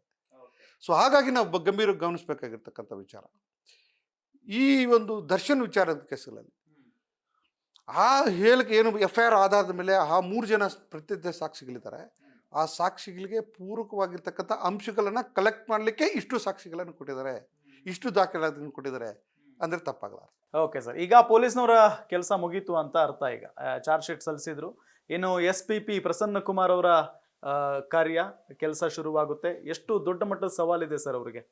ಇಲ್ಲ SPP ಇವರು ಕಾರ್ಯ ಇನ್ನೂ ಪ್ರಾರಂಭ ಆಗಿಲ್ಲ. ಪ್ರಾರಂಭ ಆಗೋದು ಎವಿಡೆನ್ಸ್ ಟೈಮಲ್ಲಿ ಅವ್ರ ಕಾರ್ಯ ಪ್ರಾರಂಭ ಆಗ್ತದೆ.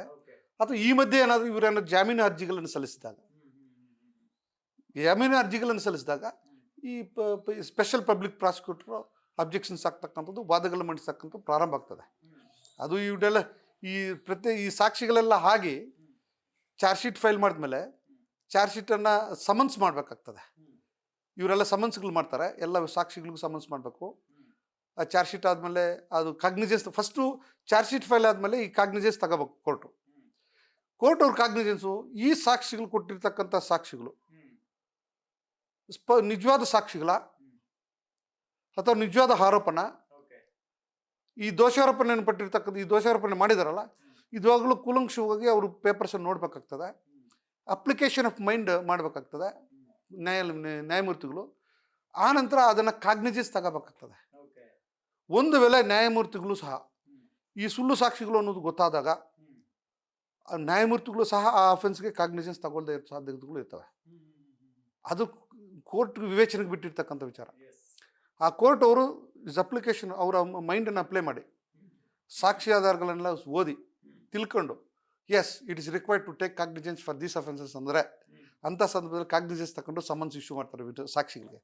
ನೋಡ್ರಪ್ಪ, ನೀವು ಬಂದು ಈ ಥರ ಹೇಳಿಕೆಗಳು ಕೊಟ್ಟಿದ್ದೀರಲ್ಲ, ಈದಂಥ ಕೇಸ್ಗಳಲ್ಲಿ ಕೊಟ್ಟಿದ್ದೀರಲ್ಲ, ನೀವು ಬಂದು ನ್ಯಾಯಾಲಯಕ್ಕೆ ಬಂದು ಸಾಕ್ಷಿ ಹೇಳಿ, ಏನು ನಡೆದಿದೆ ಅಂತಕ್ಕಂಥದ್ದನ್ನು ಸಾಕ್ಷಿ ಹೇಳಿ.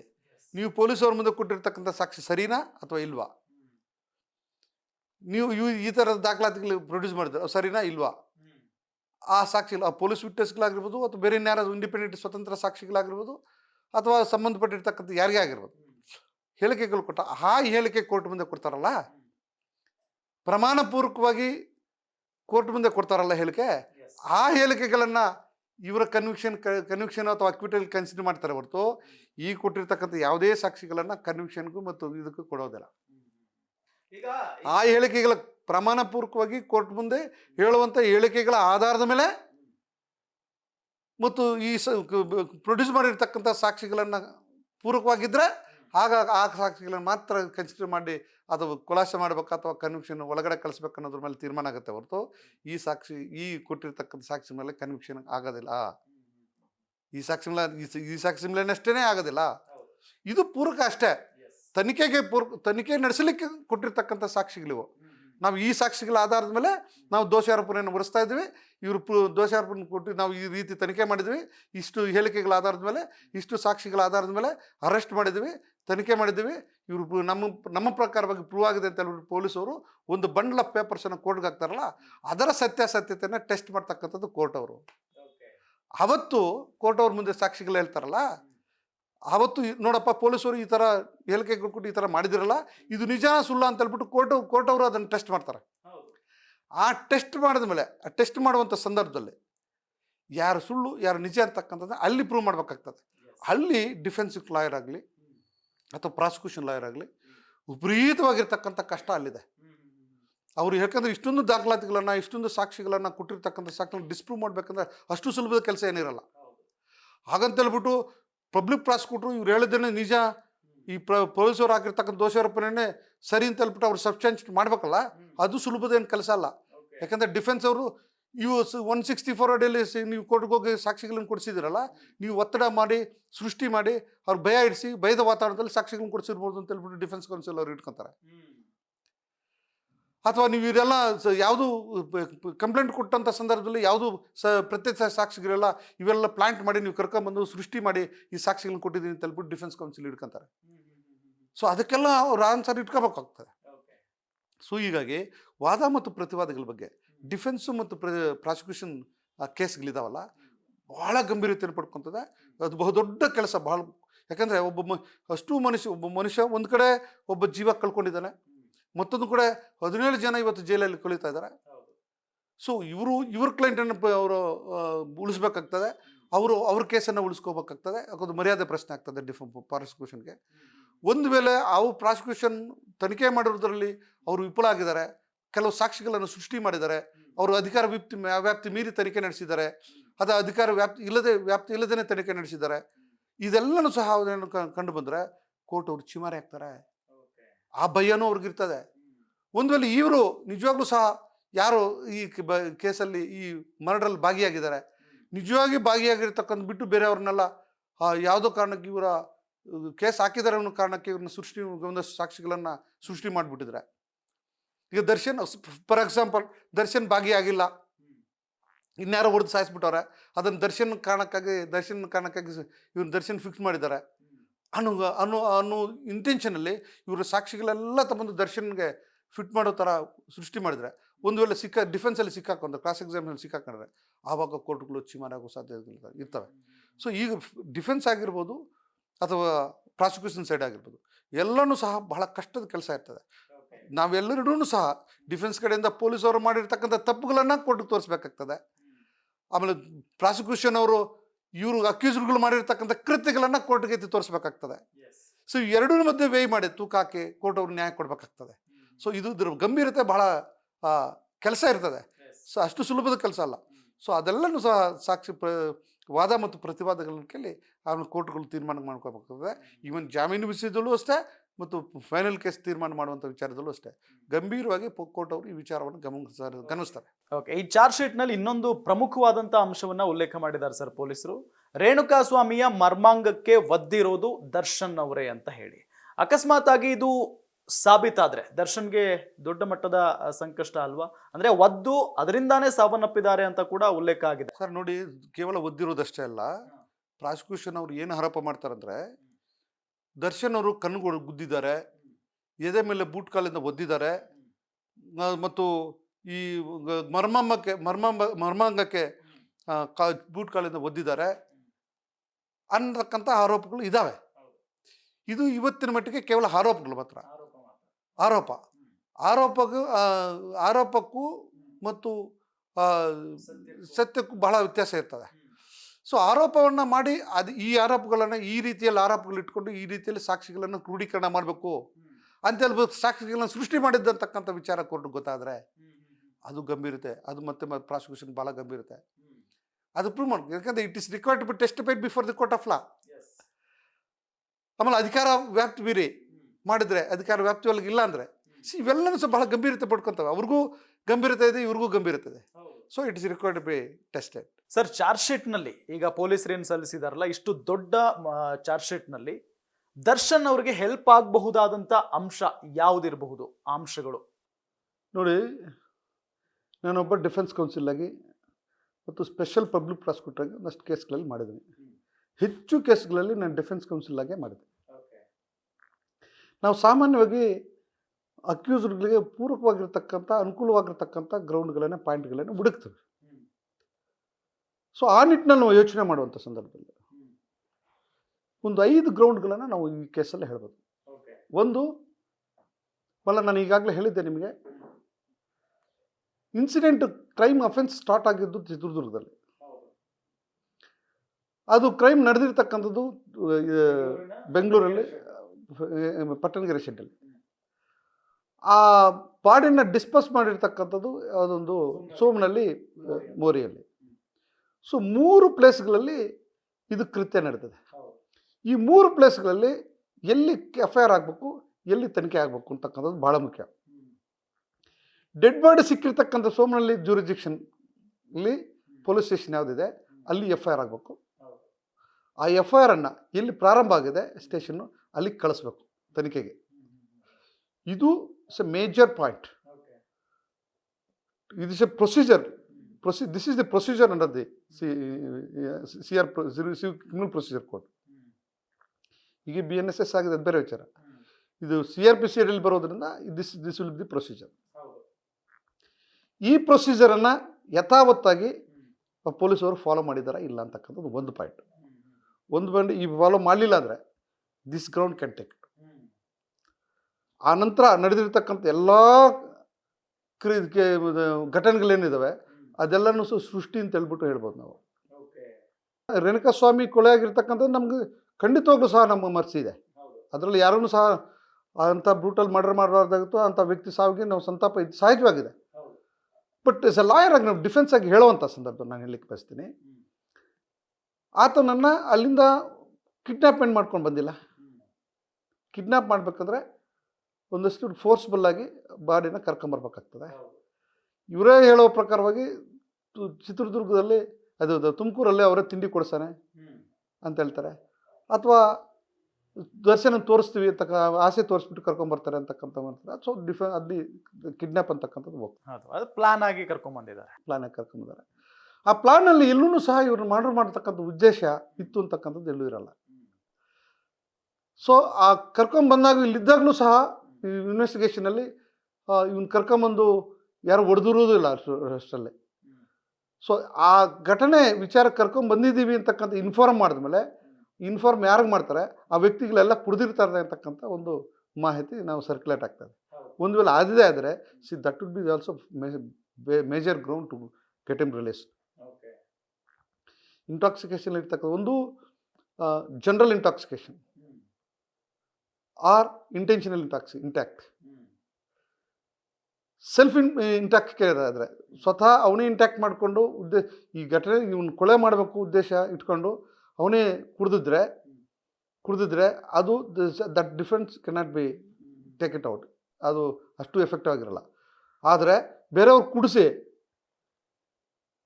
ಕುಡಿಸ್ಬಿಟ್ಟು ಇಂಟಾಕ್ಸಿಕೇಷನ್ಲಿದ್ದು ಅವನು ಪ್ರಚೋದನೆ ಮಾಡಿ ಪ್ರೊವೋಕ್ ಮಾಡಿದಾಗ then the section 85 can come in to safe exemptions ಅವೆಲ್ಲ. ಸೊ ದಟ್ ವಿಲ್ ನಾಟ್ ಆ ಕಂಟ್ರೋಲ್, ಆ ಕೃತ್ಯ ಇದೆಯಲ್ಲ, ಆ ಕೃತ್ಯ ಅಪರಾಧಕ್ಕೆ ಕೃತ್ಯ ಆಗಿರೋದಿಲ್ಲ, ಅದು ಬೇರೆ ಒಂದು ಪರಿಣಾಮದಿಂದ ಆಗಿರ್ತಕ್ಕಂಥ ಕೃತ್ಯ. ಸೊ ಅಂಥದ್ರಲ್ಲಿ ತಪ್ಪು. So this also can take it out. ಮೂರನೇ ವಿಚಾರ, ಈ ಪ್ರತ್ಯಕ್ಷ ಸಾಕ್ಷಿಗಳು ಇವತ್ತು ತನಿಖೆ ಆಗೋ ತನಕ, ಇವತ್ತು ತನಿಖೆ ಆಗಿದೆ, ಕಂಪ್ಲೀಟ್ ಆಗಿದೆ, ಸಾಕ್ಷಿಗಳು ಸಿಕ್ಕಿದೆ ಅಂತ ಹೇಳ್ಬೋದು. ಆ ಪ್ರತ್ಯಕ್ಷ ಸಾಕ್ಷಿಗಳು ಎಷ್ಟರ ಮಟ್ಟಿಗೆ ಸತ್ಯದ ಸಾಕ್ಷಿಗಳು ಅಂತಕ್ಕಂಥದ್ದನ್ನು ಸಹ ಗಮನಿಸಬೇಕಾಗ್ತದೆ. ಮೂರನೇದು.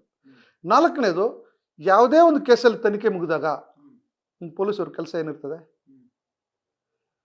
ಒಂದು ವೇಳೆ ಸುಪ್ರೀಂ ಕೋರ್ಟ್ ಅವರು ಪದೇ ಹೇಳ್ಕೊಂಡ್ಬರ್ತಾ ಇದ್ದಾರೆ, ತನಿಖೆ ಕಂಪ್ಲೀಟ್ ಆದರೆ ಎಂಥದ್ದೇ ಇನ್ನು ಅಫೆನ್ಸ್ ಅಲ್ಲ, ಅದು ಅದಕ್ಕೆ ಶಿಕ್ಷೆ ಆಗೋ ತನಕ ನೀವು ಏನು ಅನಿವಾರ್ಯ ಏನಿದೆ, ಶಿಕ್ಷೆ ಆಗೋ ತನಕ ಇಟ್ಕೊಳ್ಳೋಂಥ ಅವಶ್ಯಕತೆ ಇರಲ್ಲ ಒಳಗಡೆ ಜೈಲಲ್ಲಿ. ಜಾಮೀನು ಬಿಡುಗಡೆ ಮಾಡೋದು ಒಂದು ವೇಳೆ ಎಂಥ ಸಂದರ್ಭದಲ್ಲಿ ಅಂದರೆ ಕೇಸ್ಗೆ ಅಟೆಂಡ್ ಆಗದೆ ಇದ್ದಂಥ ಸಂದರ್ಭದಲ್ಲಿ, ಅಥವಾ ದೇಶ ಬಿಟ್ಟು ಹೋಗ್ತಾನೆ ಅನ್ನುವಂಥ ಸಂದರ್ಭದಲ್ಲಿ, ಅಥವಾ ಇನ್ನೊಬ್ರಿಗೆ ಇದರಿಂದ ನಷ್ಟ ಇದೆ ಅನ್ನುವಂಥ ಸಂದರ್ಭದಲ್ಲಿ, ಇಂಥ ಒಂದು ಕಠಿಣವಾಗಿರ್ತಕ್ಕಂಥ ಸಂದರ್ಭದಲ್ಲಿ ಮಾತ್ರ ಅವನು ಒಳಗಡೆ ಇಟ್ಕೋಬೇಕು ಹೊರತು ಅದರ್ವೈಸ್ ಈಸ್ ಎಂಟೈಟಲ್ ಫಾರ್ ಬೈಲ್ ಅಂತಕ್ಕಂಥ ಅಕ್ಯೂಸ್ಡ್ ಬೈಲ್ ಕೊಡ್ಬೋದು ಅಂತಕ್ಕಂಥ ಒಂದು ತೀರ್ಮಾನವನ್ನು ಪದೇ ಸುಪ್ರೀಂ ಕೋರ್ಟಲ್ಲಿ ಹೇಳ್ಕೊಂಡು ಬಂದಿದ್ದಾರೆ. So that also can take the ground. Fifth ground ಈಗ ಅದನ್ನೇನೋ ಬೆನ್ನು ನೋವು ಅಥವಾ ಮತ್ತೊಂದು ಏನೋ ಒಂದು ಹೆಲ್ತ್ ಗ್ರೌಂಡ್ಸ್ ಏನೋ ಇರ್ತವೆ. ಹೆಲ್ತ್ ಗ್ರೌಂಡಲ್ಲೂ ಸಹ ಅದನ್ನು ಬೇಲ್ ಕೇಳ್ಬೋದು. ಸೊ ಅದು health ground serious health grounds ಇಲ್ಲದೆ ಇರೋದ್ರಿಂದ ಕೋರ್ಟನ್ನು ಕೊಡಬೇಕು ಅಂತ. ಬಟ್ ಅಂತಿಮವಾಗಿ ಕೋರ್ಟ್ ಅವರು ಅಂಡರ್ ಟ್ರಯಲ್ ಪ್ರಿಸನರ್ಸನ್ನು ಪೊಲೀಸ್ ಅವ್ರಿಗೆ ಅವರ ತನಿಖೆಗೆ ಅವಶ್ಯಕತೆ ಇಲ್ಲದೇ ಇರ್ತಕ್ಕಂಥ ಸಂದರ್ಭದಲ್ಲಿ, ತನಿಖೆ ಮುಗಿದಿದ್ದಂಥ ಸಂದರ್ಭದಲ್ಲಿ ಅಂಥ ವ್ಯಕ್ತಿಗಳನ್ನು ಜಾಮೀನಿನ ಮೇಲೆ ಬಿಡುಗಡೆ ಮಾಡಬಹುದು ಅಂತಕ್ಕಂಥ ಸುಪ್ರೀಂ ಕೋರ್ಟ್ ಭಾಳ ಸ್ಪಷ್ಟವಾಗಿ ಆಗಿರ್ತಾರೆ. ಮಾನ್ಯ ಗೌರವಾನ್ವಿತ ನ್ಯಾಯಮೂರ್ತಿಗಳು, ಸುಪ್ರೀಂ ಕೋರ್ಟ್ ನ್ಯಾಯಮೂರ್ತಿಗಳು ಸಹ ಓಪನ್ ವೇದಿಕೆಗಳಲ್ಲಿ ಅನಗತ್ಯವಾಗಿ ಯಾಕೆ ಇಟ್ಕೊಂಡಿದ್ದಾರೆ ಅಂಡರ್ ಟ್ರಯಲ್ ಪ್ರಿಸನರ್ಸ್ ಅಂತಕ್ಕಂಥ ಒಂದು ಪ್ರಶ್ನೆಯೂ ಸಹ ಸಾರ್ವಜನಿಕರು ಮಾಡಿರ್ತಕ್ಕಂಥ ನಾವು ಇಲ್ಲಿಗೆ ಪ್ರಸ್ತಾಪ ಮಾಡ್ಬೋದು. ಸರ್, ಇನ್ನೊಂದು, ಪೊಲೀಸ್ನವರು ಅಡಿಷನಲ್ ಚಾರ್ಜ್ ಶೀಟ್ ಸಲ್ಲಿಕೆ ಮಾಡೋದಕ್ಕೂ ತಯಾರಿ ನಡೆಸಿದ್ದಾರೆ ಅನ್ನೋದು ಒಂದು ಮಾಹಿತಿ ಇದೆ. ಅಂದರೆ ಇದು ಯಾಕೆ, ಏನು ಇಂಟೆನ್ಷನ್ ಇರಬಹುದು ಪೊಲೀಸ್ನವ್ರದ್ದು? ನೋಡಿ, ಸೆಕ್ಷನ್ 173 ಸಬ್ ಕ್ಲಾಸ್ 8 ಒಂದು preliminary charge sheet and final charge sheet. ಇದು ನನ್ನ ಪ್ರಕಾರವಾಗಿ ಅವ್ರ ಪೊಲೀಸರು ಹೇಳಿರ್ತಕ್ಕಂಥ ಪ್ರಕಾರವಾಗಿ 173 ಸಬ್ ಕ್ಲಾಸ್ 8 ಚಾರ್ಜ್ ಶೀಟ್ ಅಂತಿಮ ಚಾರ್ಜ್ ಶೀಟ್ ಫೈನಲ್ ಮಾಡಿದ್ವಿ ಅಂತ ಹೇಳ್ತಾರೆ. ಅಡಿಷನಲ್ ಚಾರ್ಜ್ ಶೀಟ್ ಮಾಡುವಾಗ ಅಂತಿಮ ಚಾರ್ಜ್ ಶೀಟ್ ಫೈಲ್ ಮಾಡಿದ್ರು ಸಹ ಮಧ್ಯೆ ಒಂದಷ್ಟು ಸಾಕ್ಷಿಗಳು ರಿವೀಲ್ ಆದಾಗ ಕೋರ್ಟ್ ಪರ್ಮಿಷನ್ ಕೇಳ್ಕೊಂಡು ಕೋರ್ಟ್ ಅನುಮತಿಸಿದರೆ ಹೊಸ ಅಂಶಗಳೇನಿದ್ದಾವೆ ಆ ಅಂಶಗಳನ್ನು ಅಡಿಷನಲ್ ಚಾರ್ಜ್ ಶೀಟ್ ಅಂತೇಳಿ ಫೈಲ್ ಮಾಡ್ಬೋದು. ಸೊ ಇದರಲ್ಲಿ ನನ್ನ ಪ್ರಕಾರವಾಗಿ ಯಾಕೆ ಅಡಿಷನಲ್ ಚಾರ್ಜ್ ಶೀಟ್ ಫೈಲ್ ಮಾಡ್ತೀವಿ ಅಂತಕ್ಕಂಥ ಮಾತನ್ನು ಹೇಳ್ತಾ ಇದ್ದಾರೆ ಅಂದರೆ, ಏನು ವೈಜ್ಞಾನಿಕ ಸಾಕ್ಷಿಗಳಿದ್ದಾವೆ, ಒಂದಷ್ಟು ಸಾಕ್ಷಿಗಳು ಇವರ ಚಾರ್ಜ್ ಶೀಟ್ಗೆ ಅದು ಇವರ ಕಂಪ್ಲೇಂಟ್ಗೆ ಪೂರಕವಾಗಿರ್ತಕ್ಕಂಥ ಅಂಶಗಳು ವೈಜ್ಞಾನಿಕ ಸಾಕ್ಷಿಗಳಲ್ಲಿ ಬರಲಿಲ್ಲ.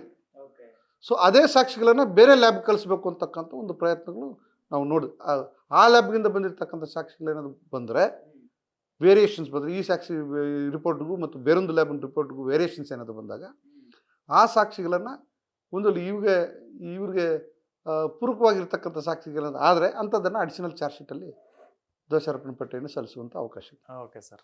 ಇನ್ನು ಎಲ್ಲರೂ ಕಾಯ್ತಾ ಇರುವಂಥದ್ದು ಅವ್ರ ಫ್ಯಾನ್ಸ್ ಕಾಯ್ತಾ ಇದ್ದಾರೆ, ಎಸ್ಪೆಷಲಿ ನಮ್ಮ ಬಾಸ್ ಬಿಡುಗಡೆ ಆಗಿ ಬರ್ತಾರೆ ಜಾಮೀನಿನ ಮೇಲೆ ಅಂತ.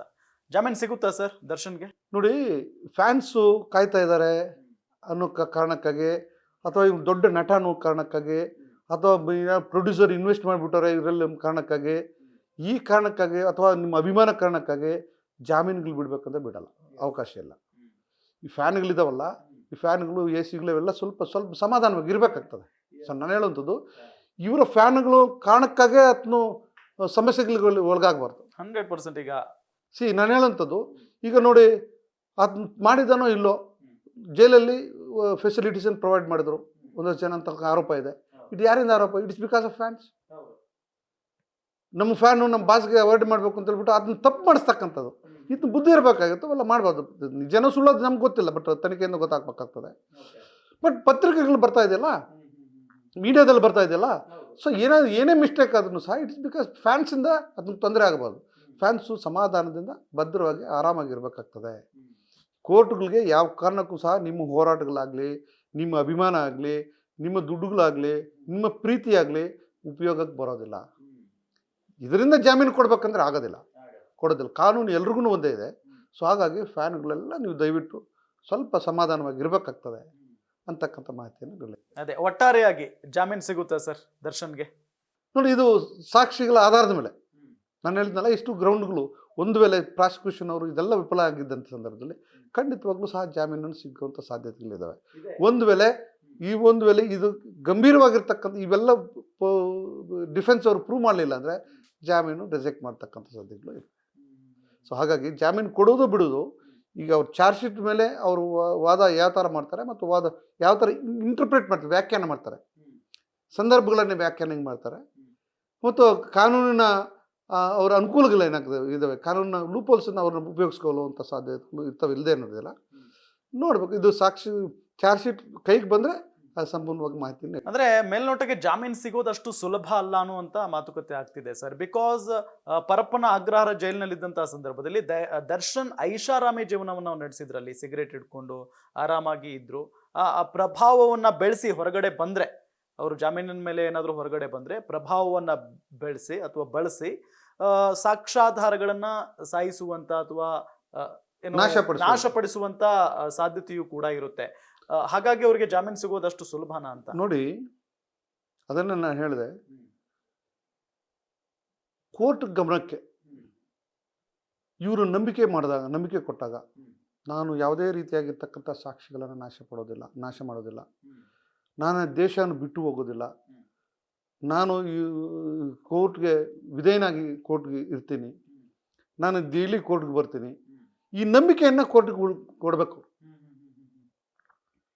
ಈ ನಂಬಿಕೆ ಈಗ ಆಲ್ರೆಡಿ ತನಿಖೆ ಮುಗಿದಿದ್ದು ಚಾರ್ಜ್ ಶೀಟ್ ಆಗೋಗ್ಬಿಡಿದೆ, ನನಗೆ ಆರೋಗ್ಯ ದೃಷ್ಟಿ ಈ ಥರ ಇದೆ, ಮತ್ತು ಇದರಲ್ಲಿ ನಾನು ಭಾಗಿಯಾಗಿಲ್ಲ, ಇದರಲ್ಲಿ ನನ್ನ ಕೆಲಸ ಈ ಥರ ಪರಿಸ್ಥಿತಿ ಮಾಡಿಲ್ಲ, ಒಂದು ವೇಳೆ ನನ್ನ ಥರ ಇದ್ದಾಗ ನಾನು ಇಂಟಾಕ್ಸಿಕೇಷನಲ್ಲಿದ್ದೆ, ಅಥವಾ ಪೊಲೀಸರು ಈ ಥರ ತಪ್ಪುಗಳು ಮಾಡಿದ್ದಾರೆ ಇದರಲ್ಲಿ, ಅಥವಾ ಈ ಥರ ಸಾಕ್ಷಿಗಳನ್ನು ಸೃಷ್ಟಿ ಮಾಡಿದ್ದಾರೆ, ಈ ಥರ ಚೈನ್ ಲಿಂಕ್ ಇಲ್ಲ, ಈ ತಾಂತ್ರಿಕ ಸಾಕ್ಷಿಗಳು ವೈಜ್ಞಾನಿಕ ಸಾಕ್ಷಿಗಳು ನನ್ನ ವಿರುದ್ಧ ಇಲ್ಲ, ಅಥವಾ ಇವು ಪ್ರತ್ಯಕ್ಷ ಸಾಕ್ಷಿಗಳನ್ನು ಸುಳ್ಳು ಸಾಕ್ಷಿಗಳಾಗಿ ಇವರು ಸೃಷ್ಟಿ ಮಾಡಿದ್ದಾರೆ, ನನಗೆ ಶಿಕ್ಷೆ ಕೊಡಿಸೋಕೆ ಉದ್ದೇಶದಿಂದ ಇದನ್ನೆಲ್ಲ ಅವರು ಕೋರ್ಟ್ ಗಮನಕ್ಕೆ ಪ್ರೂವ್ ಮಾಡಿದರೆ ಕೋರ್ಟ್ಗೆ ನಂಬಿಕೆ ತರಿಸಿದ್ರೆ ಎಸ್ ದರ್ಶನ್ ಕಡೆಯಿಂದ ವಾದ ಈ ರೀತಿಯಲ್ಲಿ ಇದೆ ಅನ್ನೋ ಕೋರ್ಟ್ಗೆ ಅನಿಸಿದರೆ ಅಂಥ ಸಂದರ್ಭದಲ್ಲಿ ಜಾಮೀನು ಮೇಲೆ ಬಿಡುಗಡೆ ಮಾಡಲಿಕ್ಕೆ ಸಾಧ್ಯತೆ ಇದ್ದಾವೆ.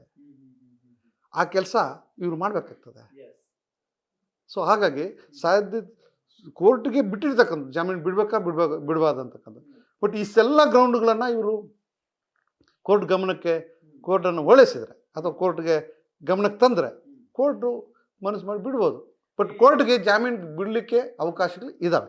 ಯಾಕೆ ಕೋರ್ಟ್ಗೆ ಅವಕಾಶ? ಕೋರ್ಟ್ಗಳಲ್ಲಿ ಲೀಗಲ್ ಕಾನೂನಲ್ಲಿ ಎಂಥವ್ರಿಗೂ ಸಹ ಅವರು ಈಗ ನೋಡಿ ಟೆರರಿಸ್ಟ್ ಆ್ಯಕ್ಟಿವಿಟೀಸಲ್ಲಿ ಎಷ್ಟು ಜನ ಬಿಟ್ಟಿಲ್ಲ, ಎಷ್ಟೋ ಜನ ಮರ್ಡರ್ ಕೇಸ್ಗಳು ಎಷ್ಟು ಜನ ಬಿಟ್ಟಿಲ್ಲ. ಇದ್ದಾವೆ, ಇಲ್ಲ ಅಂತಿಲ್ಲ. ಸೊ ಹಾಗಾಗಿ ಜಾಮೀನು ಬಿಡಬಾರ್ದು ಅಂತೇನಿಲ್ಲ, ಬಿಡೋಕ್ಕೆ ಕೋರ್ಟ್ಗೆ ಅವಕಾಶ ಇದೆ. ಓಕೆ, ದರ್ಶನ್ಗೆ ಎಲ್ಲೋ ಒಂದ್ ಕಡೆ ಜಾಮೀನು ಸಿಗೋದಕ್ಕೆ ಅವ್ರ ಫ್ಯಾನ್ಸೇ ವಿಲನ್ ಆಗ್ತಾ ಇದಾರ ಅಂತ. ಬಿಕಾಸ್ ದರ್ಶನ್ ವಿರುದ್ಧ ಯಾರು ಮಾತನಾಡ್ತಾರೋ, ಯಾರು ಪೋಸ್ಟ್ ಹಾಕ್ತಾರೋ ಅವರಿಗೆ ಬೆದರಿಕೆ ಹಾಕೋದು, ನಿಮ್ಮನ್ನು ಸುಮ್ಮನೆ ಬಿಡಲ್ಲ, ನಮ್ಮ ಬಾಸ್ ಹೊರಗಡೆ ಬರಲಿ ಅಂತ ಹೇಳಿ ಮೆಸೇಜ್ ಮಾಡ್ತಾರೆ, ಆಡಿಯೋ ಸಂದೇಶವನ್ನ ಕಳಿಸ್ತಾರೆ. ಇದು ಕೂಡ ಎಲ್ಲೋ ಅಬ್ಜೆಕ್ಷನ್ ಆಗಬಹುದಾ ಅಂತ. ಸರ್, ಇವೆಲ್ಲ ಎಲ್ಲೋ ಒಂದು ಕಡೆ ಅತಿರೇಕದ ವರ್ತನೆಗಳಾಗ್ತವೆ. ಯಾಕಂದರೆ ಏನೋ ಪಾಪ ಪುಣ್ಯನೋ ಅದು ಬೇರೆ ವಿಚಾರ.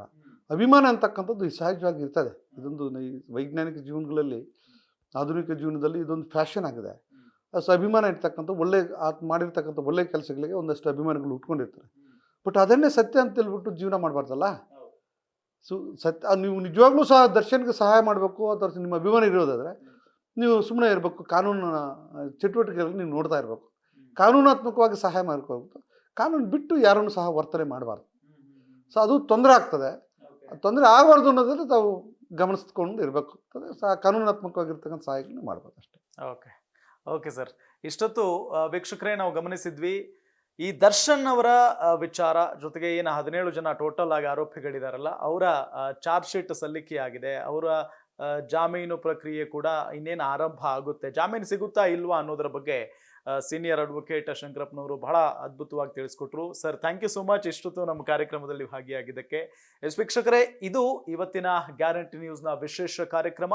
ನೋಡ್ತಾ ಇರಿ ಗ್ಯಾರಂಟಿ ನ್ಯೂಸ್, ಸುದ್ದಿ ಖಚಿತ, ನ್ಯಾಯ ನಿಶ್ಚಿತ.